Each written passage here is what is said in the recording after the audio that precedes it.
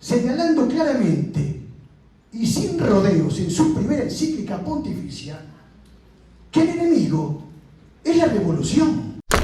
Si el mundo se acostó cristocéntrico y amaneció antropocéntrico el 14 de julio de 1789, amantes del libertinaje y del sensualismo, filósofos, cuando en verdad eran unos charlatanes. Tercer punto, una guerra santa en defensa de la verdad católica, sí, como las cruzadas o la Santa Inquisición. Comillas, la quinta trompeta es la Revolución Francesa. Muy buenos días, estimados amigos de Colombia y de aquellos que estén aquí presentes y pertenezcan a alguna región o alguna comarca de Hispanoamérica. Estamos aquí para reflexionar sobre los graves acontecimientos que estamos transitando en este siglo XXI. Agradezco al Padre Gerardo Piñeros, sacerdote fiel del Dios Altísimo, según el orden de Melquisedec, quien nos alienta y alimenta en cada una de sus homilías y en su pastoreo sacerdotal a seguir en la estrella del cielo, mirar a María, nuestra Madre, para llegar a Jesucristo y alcanzar así la vida eterna junto a los santos del cielo. Gracias, Padre Gerardo de Veras, por la gentileza y el honor que me ha dado en presentar este libro que lanzamos primero aquí, en nuestra querida Colombia, tierra de Santa Laura Montoya y de San Ezequiel Moreno Díaz, que si bien no era nacido en tierras colombianas, pues era español, ejerció la mayor parte de su ministerio episcopal en las tierras contrarrevolucionarias y católicas de Pasto, juntamente librando la batalla que aún continuamos nosotros y de la cual fue uno de nuestros abanderados, San Ezequiel Moreno Díaz, pues en su epitafio sepulcral pidió por favor que se colocara esta frase: el liberalismo es pecado. Para ser directos y didácticos en nuestra exposición y para despertarnos de nuestro letargo histórico, religioso, cultural, del cual nos vienen dando demasiados golpes y no sabemos cómo reaccionar ni distinguir de dónde nos vienen los palos y moretones, dividiremos nuestra ponencia en 4 puntos y lo haremos con un lenguaje poco académico, pero más coloquial, para que entiendan nuestros enemigos de qué lado de la batalla nos encontramos peleando nosotros. Primer punto: la revolución nace en los espíritus. Desde el principio de esta apología contrarrevolucionaria, debemos reconocer que la malhadada revolución no nació de golpe en Francia y todo a su paso se desencadenó. No, el nacimiento del espíritu revolucionario moderno contra la Iglesia Católica venía de antes y era de larga data. Con solo recordar los efectos nefastos de la vieja herejía luterana, como así lo enseña el Magisterio Pontificio Perenne, y sus ramificaciones, el racionalismo, el renacimiento paganizante, el iluminismo y por ende la revolución, con sus 2 hijos naturales, el liberalismo y el marxismo, en cualquiera de sus variantes habidas y por haber. Nos vienen a la memoria y nos place recordar, para escándalo de los timoratos y esbirros de la impía revolución política anticristiana, aquellas palabras memorables del gran Papa San Gregorio Magno, quien dijo, comillas, confesamos que el poder les viene del cielo a los emperadores y reyes. Es decir, para que se entienda desde el principio, el poder no viene de la multitud, o mejor dicho, del pueblo. El poder viene de Dios. Y ha dicho el padre Francisco Javier Montalbán, comillas, pocas veces en la historia se habrá encontrado la Iglesia Católica en más tristes circunstancias. Se enseña y proclama a los cuatro vientos que con la Revolución Francesa el mundo occidental cambió por completo, dio un vuelco 180 grados y que ya no hay vuelta atrás. Es verdad, claro. Pero si entendemos que Jesucristo es el Señor de la historia y que todo gira alrededor de su majestad y señorío invicto, si el mundo se acostó cristocéntrico y amaneció antropocéntrico el 14 de julio de 1789, por señalar un hito de esta fecha icónica, podríamos aventurar que es correcta la afirmación anterior. Por eso creemos que no nos equivocamos al señalar que el espíritu que empujó a aquellas gentes a romper todo el edificio que en Francia había sobrevivido durante 1300 años, no pudo haber sido por obra humana solamente, sino que un poder oculto y preternatural, como veremos más adelante, un virus que ha infectado a la modernidad, no el que hace unos años inventaron para controlar a las personas. No, este virus es letal y 100% porque mata al alma. No lo decimos nosotros con aire de sabelotodo, lo dice un pontífice romano, el Papa Pío VI, contemporáneo a los hechos que estamos describiendo, señalando claramente y sin rodeos en su primera encíclica pontificia que el enemigo es la revolución, razón por la cual debemos dirigir todo nuestro empeño en detener su avance. Lo que hay que consignar es que no todo era color de rosa en las clases altas y dirigentes de la Francia de entonces, pues la monarquía, la nobleza, la iglesia y las fuerzas armadas se habían infectado de este virus nefasto, es decir, ya mostraban indicios de corrupción dentro de sus filas. Pero lo que interesa aquí, para ir resumiendo, es el talante de esta sociedad, que como dijimos, como el pez se estaba pudriendo por la cabeza.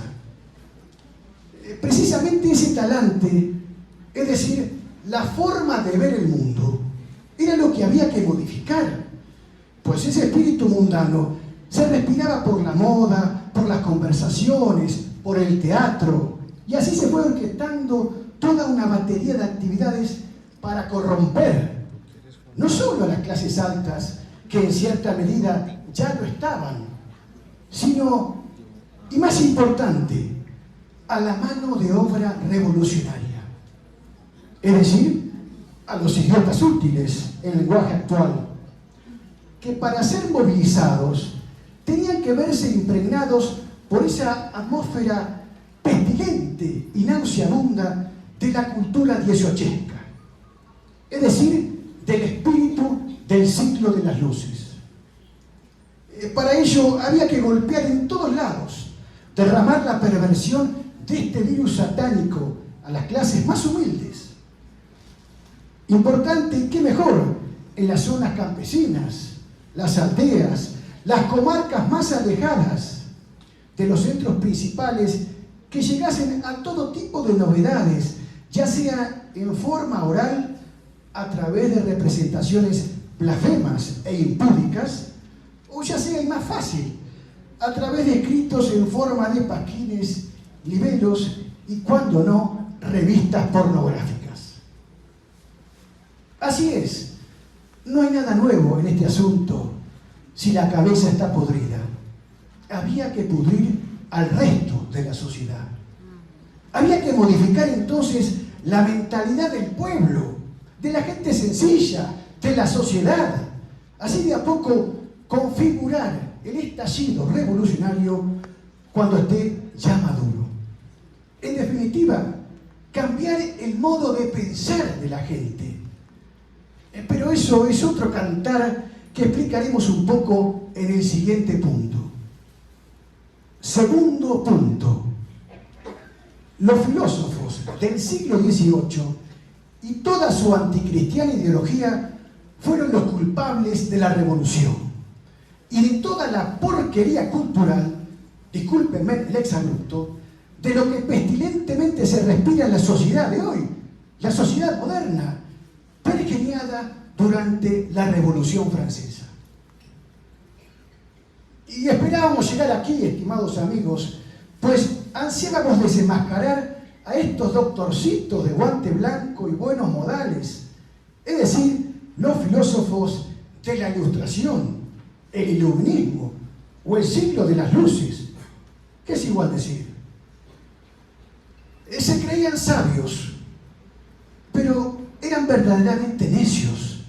Pero más que eso, eran necios, ateos y anticristianos, impíos, naturalistas e imanentistas, sabuesos de novedades groseras, amantes del libertinaje y del sensualismo. Filósofos, cuando en verdad eran unos charlatanes ilustrados sociólogos que con suerte llegaban a serlo, carentes de saborear la metafísica del alma y la filosofía perenne. Y todavía tenían el descaro de llamar fanáticos al pueblo sencillo y humilde, obediente a las enseñanzas y costumbres de sus mayores, que era piadoso, religioso y temeroso de la ley de Dios. Era este un siglo sombrío, siglo XVIII, en donde a la vez que los reyes, sobre todo los Borbones, traicionaban su juramento de fidelidad a Cristo crucificado, iban tejiendo así la decadencia de su propio destino.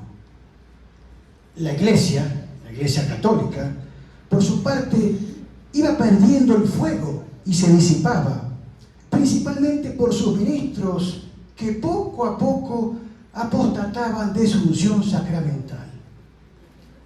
Mientras los burgueses, los nuevos ricos, van ganando terreno a sus anchas con su batalla cultural, que no es actual, sino de vieja data, pero con otros nombres.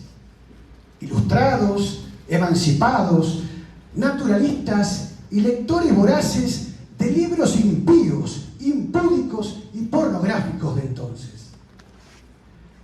Pero estamos obligados a aclarar desde el comienzo, referido a los filósofos del siglo de las luces, que tanto se engolfan y babean los eruditos y académicos de hoy, no les llegaban ni a los talones a los que así verdaderamente lo fueron. Pues como aclaramos al principio, estaban huérfanos de la metafísica y de la búsqueda del misterio divino, más propensos a las novedades del día, a la praxis que a la contemplación, como expresó el gran polígrafo santanderino. Todo sistema sin metafísica está condenado a no tener moral, decía el gran Marcelino Menéndez y Pelayo.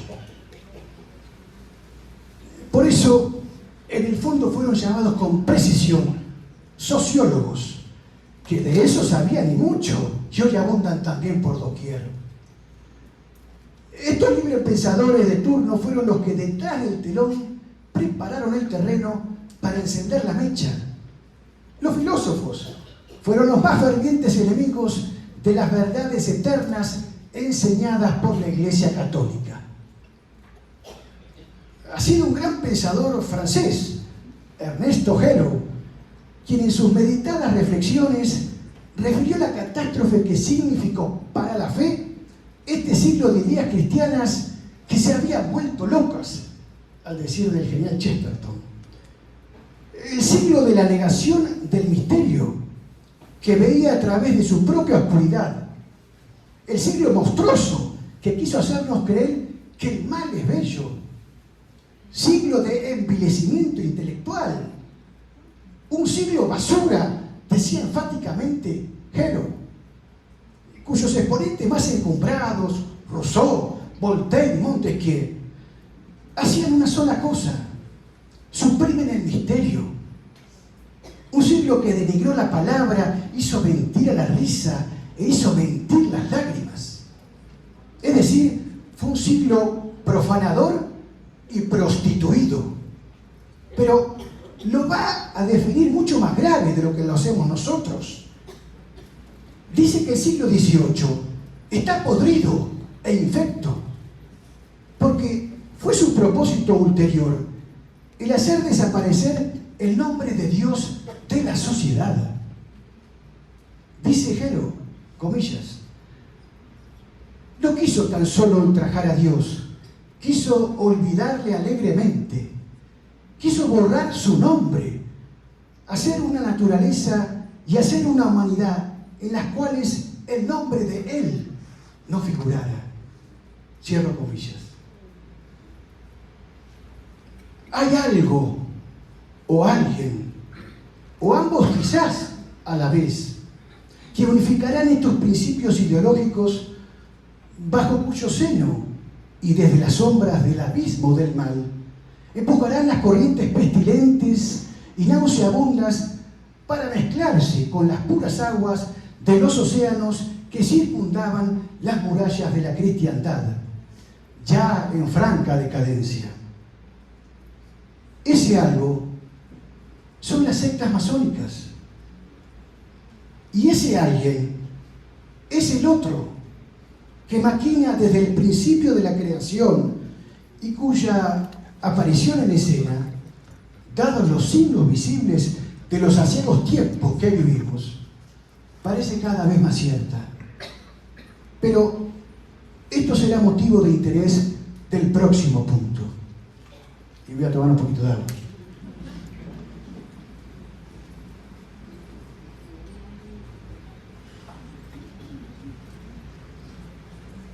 Tercer punto. Las sectas masónicas fraguaron la Revolución Francesa y siguen fraguando desde entonces todas las revoluciones hasta conseguir su propósito final. ¿Cuál es? El de erradicar el nombre de Dios, uno y trino, de la faz de la tierra. Monarcas, nobles, clero y fuerzas armadas fueron inoculadas de este virus masónico. Hasta el mismo primo del rey, decapitado, que maquinó en las sombras. Finalmente, el monstruo lo devoró cual hijo de Saturno. Esta secta diabólica terminó siendo la madre que reinó y acogió a los autores que materializaron la Revolución de Julio de 1789. Por lo demás, no es casual, dice el padre Alfredo Sáenz, que los revolucionarios más importantes fuesen eminentes masones. Montesquieu, Voltaire, Helvétius, Diderot, Condorcet, Lafayette, Mirabeau, el abate Sieyès, el obispo Talleyrand, Robespierre y muchos jefes y oficiales del ejército. Dice el padre Sáenz en su enjundiosa historia de la iglesia llamada La Nave y las Tempestades. Quiere decir entonces que las sectas fueron el factor determinante a la hora de preparar el terreno y seleccionar a los hombres más perversos y eminentes que condujeran las operaciones del combate intelectual y corrompieran a toda una sociedad. Los masones vieron el momento de proyectar cual trampolín las ideas emancipadores a la conquista mundial. Salones, clubes, que así se designaban, y los cafés, por no decir las logias, en donde se tramaban todas las fechorías por hacer. Corrupción de las conciencias y fusión de sangre serán los denominadores comunes que a la postre inundarán las calles parisinas y de allí proyectarán al resto de Europa. Tristemente, habrá que decirlo, que fueron los ejércitos de tierra y de mar los vectores que llevaron estas pestilentes ideas allende los mares y las patrias. Y así llegaron a nuestras costas, a Colombia, Argentina, porque habían podrido cuando invadieron España y esas ideas llegaron a América. En Argentina ya habían llegado en 1806 con las invasiones inglesas, porque están todos conectados. Decimos entonces que la masonería fue el alma mater de la revolución, apoyándonos en las mismas fuentes tenebrosas de las sectas, sus acciones y declaraciones siniestras.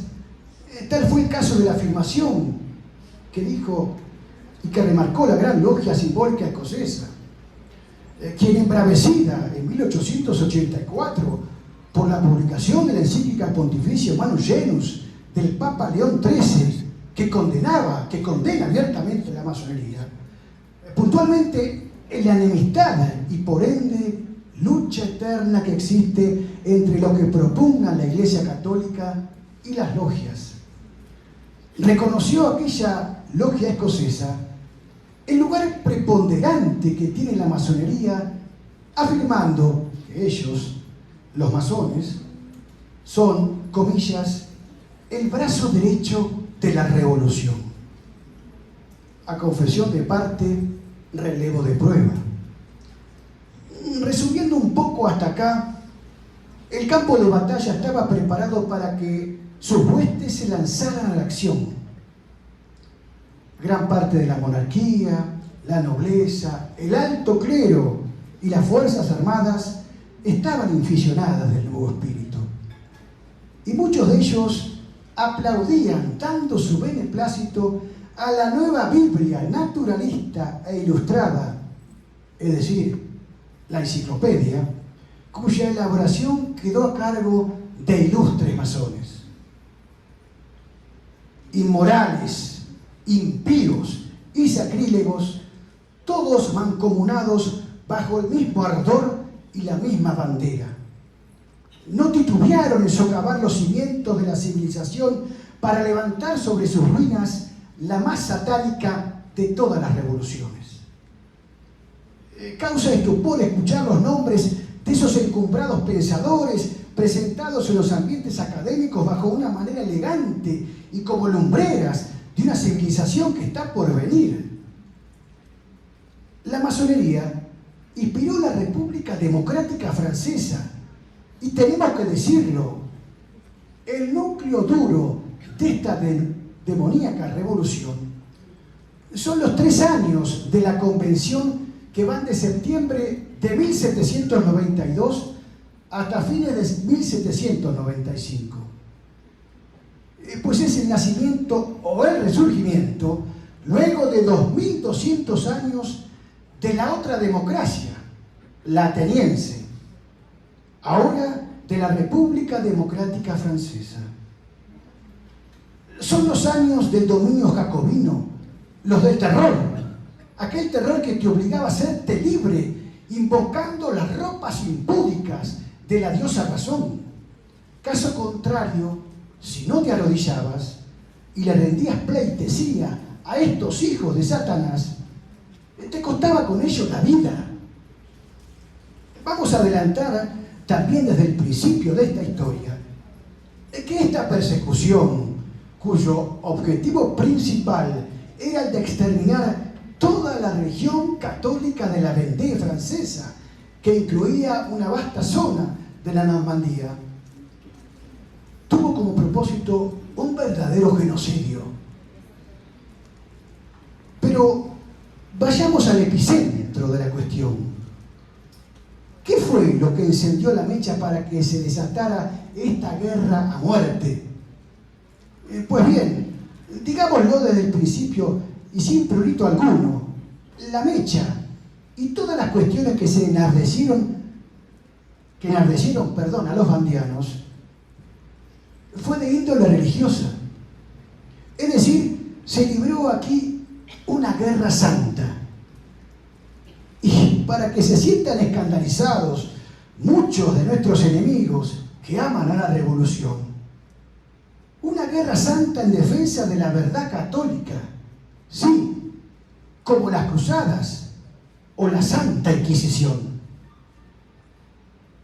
Desde la constitución civil del clero, bofetada alevosa contra la Iglesia Católica, pasando por la persecución, encarcelamiento y muerte de los sacerdotes no juramentados, hasta la decapitación del rey y de la reina, se fueron agitando los ánimos en esta región cristiana, compuesta de labradores y campesinos, que por el solo hecho de rendirle culto a Dios y no a la diosa porno razón, fueron perseguidos y limpiados literalmente por los soldados de las luces y la ilustración. Repetimos, y es muy importante que se grabe esto a fuego, la causa del levantamiento de todas estas comarcas de la Vendée fue exclusivamente religiosa. De allí que fuera silenciada y ocultada por la historia oficial francesa y también mundial, puesto que en el 99% de los establecimientos educativos se omite hablar de ella, se la silencia, se la oculta. Miles de jóvenes católicos se levantaban en aquellas comarcas vandeanas en que todavía se respiraba la edificación y la prédica que habían llevado a cabo sacerdotes, religiosos y santos, como San Luis María Grignon de Montfort o el mismo santo cura de Ars. Como dice la frase, tierra de mártires, semilla de cristianos. ¿Y por qué machacamos tanto en esto? Porque no debemos olvidar, estimados, en este momento histórico de la Revolución se había proclamado la República, de la cual también hizo mención el padre Gerardo, cuyos ideales de libertad, igualdad y fraternidad perduran y brillan hoy más que nunca en todo el occidente y más en la Quinta República Francesa, orgullosa como nunca, según palabras de su presidente Emmanuel Macron, luego de la representación teatral blasfema durante la inauguración de los Juegos Olímpicos de este año, en que una actriz representaba a una decapitada María Antonieta con su cabeza en la mano para remarcar el momento. Dijo el mandatario francés, esto es Francia. Pero en dicha inauguración blasfema, esto, de lo que decía estar orgulloso Macron, incluía graves actuaciones blasfemas contra Jesucristo y el Santísimo Sacramento, algo que causó el repudio de millones de cristianos en todo el mundo. Y aquí el espíritu demoníaco de la revolución vuelve a presentarse crudamente ante millones de personas. Pero veamos en el siguiente punto cuáles eran sus móviles. Cuarto y último punto. La revolución quiere destruir la civilización católica tal cual la edificó la Iglesia en el occidente cristiano. Preste atención el auditorio.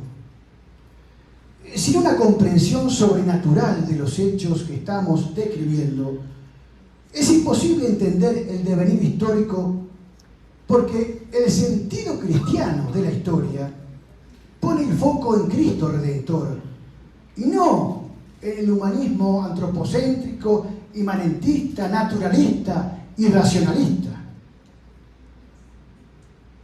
Fue el conde José de Maistre quien nos enseñó que para nosotros, los defensores de la cruz y de la espada en guerra justa, la contrarrevolución no es una revolución en sentido contrario, sino lo contrario de la revolución.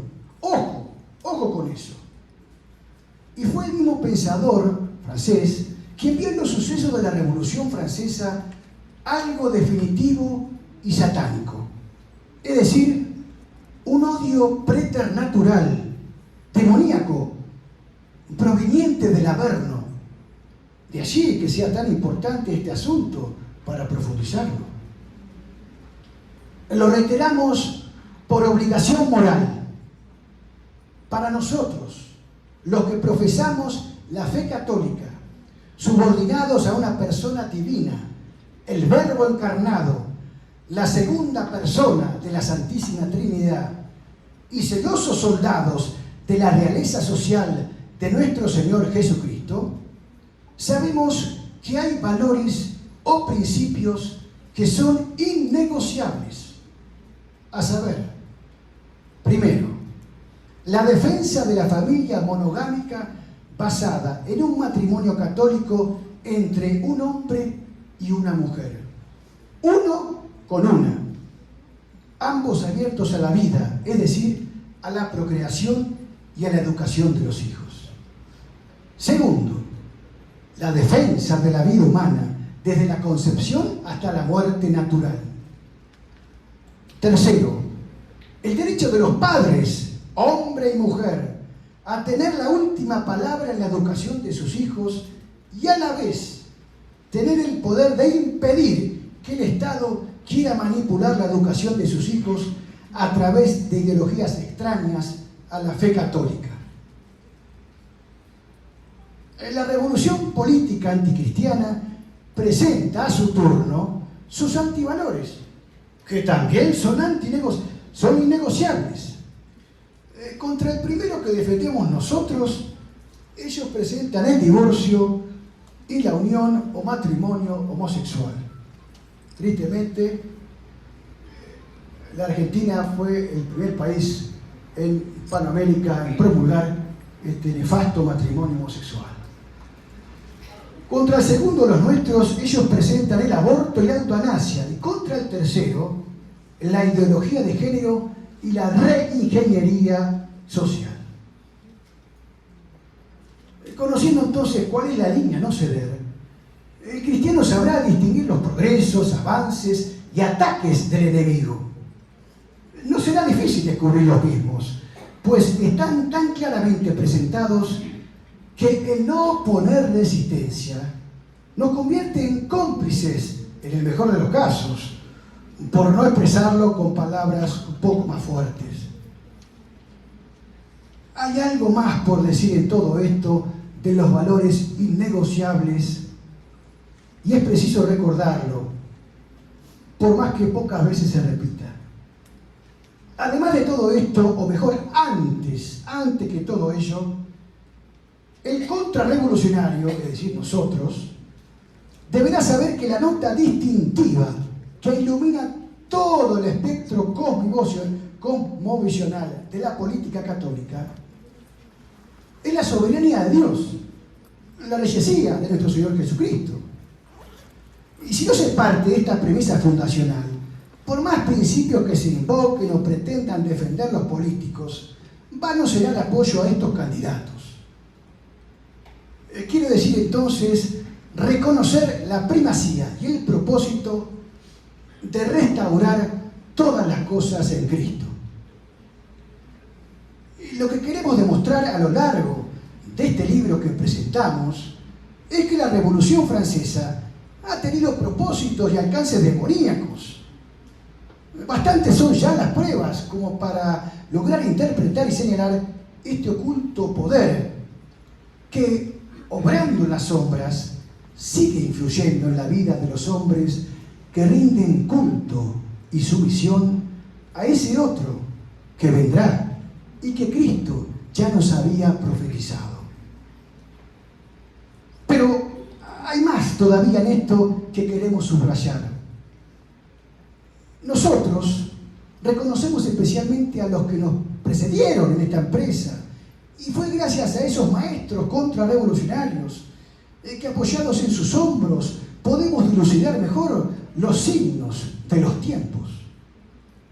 Precisamente fue gracias al gran exégeta argentino, el padre Leonardo Castellani, quien en uno de sus tantos escritos apologéticos referidos a estos temas, afirmó claramente, comillas, la quinta trompeta es la Revolución Francesa, el enciclopedismo y la bandera de sofistas que la siguió, las langostas, escorpiones, centauros del Averno, los destructores. Fin de la cita. Pero para poder profundizar en este tema sensible, habrá que recurrir entonces a esta obra de nuestra autoría que hoy estamos presentando aquí en nuestra querida Colombia. Fue el gran pensador español contrarrevolucionario Juan Donoso Cortés, quien en una obra suya a la que de tanto en tanto debemos regresar para reflexionar, nos da una certeza para esperanzarnos, para levantar nuestras cabezas ante tanta inmundicia y degradación política.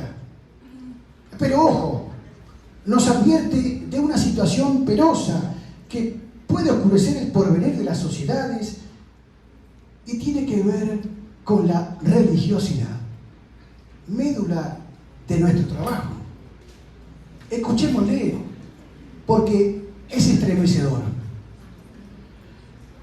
Dice Donoso Cortés, comillas: señores, las vías están preparadas para un tirano gigantesco, colosal, universal, inmenso.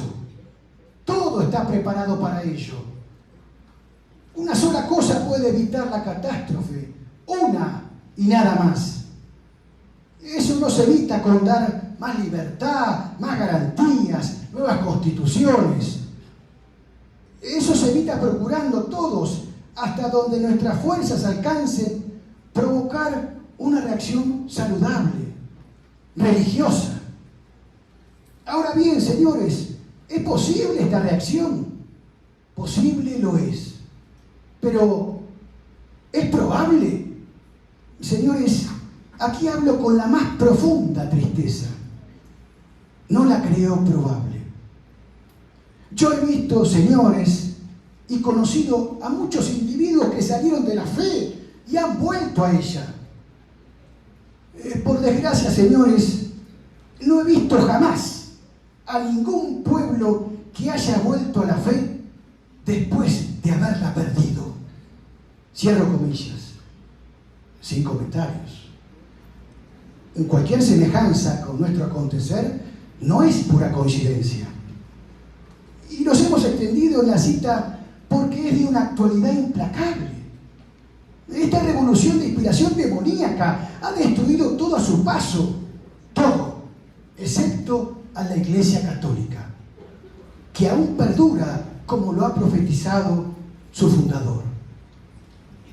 La conclusión final entonces es todo un escalofriante escenario al que solo le hace falta justamente la aparición tenebrosa de la coronación de su líder y rey, el anticristo. Estamos a las puertas, o muy cerca de que esto suceda. Y si mucha gente no se da cuenta de todo lo que pasa a su alrededor, es porque también están como los tiempos de Noé, disfrutando de la fiesta, mientras el gran personaje bíblico construye su arca, y porque el castigo es inminente. Muchos se darán cuenta cuando la tragedia caiga de golpe y se baje el telón. El que entienda bien y el que no, también. Y finalmente, y como para no abrumarlos más, concluyamos con nuestra exposición. Estimados amigos, escribimos esta nueva obra con el solo ánimo de esclarecer algunas cuestiones olvidadas, que más bien fueron ocultadas. Es por ello que quisimos aclarar un poco el cuadro de situación que atravesamos en este ominoso presente. Por la apostasía que ya no asombra, por la recurrencia de las deserciones que se producen a diario en nuestras filas. ¿Para qué decirlo? Sí, atravesamos tiempos confusos y llenos de perplejidad. Casi nadie de los que tendrían que alzar sus voces de protesta intentan siquiera detener las aguas que a torrentes bajan del dique que se ha averiado. No nos alertan que nos estamos ahogando. Ya nadie o casi nadie escatima hacer algo para salvar la civilización católica. Es que estamos solos en esta lucha desigual y ciclópea. Vamos a decirlo de una vez, porque ya nos lo alertó San Pablo, que nuestra lucha no es contra sangre ni carne, sino contra los espíritus inmundos, es decir, contra todos aquellos que infestan y corrompen la obra de Dios. Concretamente dice el apóstol de los gentiles, contra los poderes mundanos de estas tinieblas, contra los espíritus de la maldad. Sepámoslo de antemano, estamos en contienda permanente y abierta con la revolución, y lo decimos sin ambajes. Somos antimodernos, encendidamente contrarrevolucionarios e inconformistas. Y si nos quieren apurar y llamar reaccionarios e integristas, también. Pues ¿cómo no reaccionar ante tanta porquería y basura, tanta inmoralidad habida, mientras las masas indefensas no pueden alzar sus voces porque el enemigo arrecia y es de odio la fuerza que lo empuja? Avanzamos entre las filas enemigas con pasos esforzados, y son pocos, lo decimos con pesar, los que marchan junto a nosotros. Aquí estamos, estos somos nosotros. Seremos pocos, pero tendremos mucha fuerza. Meditaba José Antonio Primo de Rivera hace ya 90 años, comillas. Pero por eso estamos solos y por eso nuestra tarea es cada vez más difícil. No nos quiere ninguno. Y decía una gran verdad. Sí, estamos solos, pero con Cristo y la Santísima Virgen.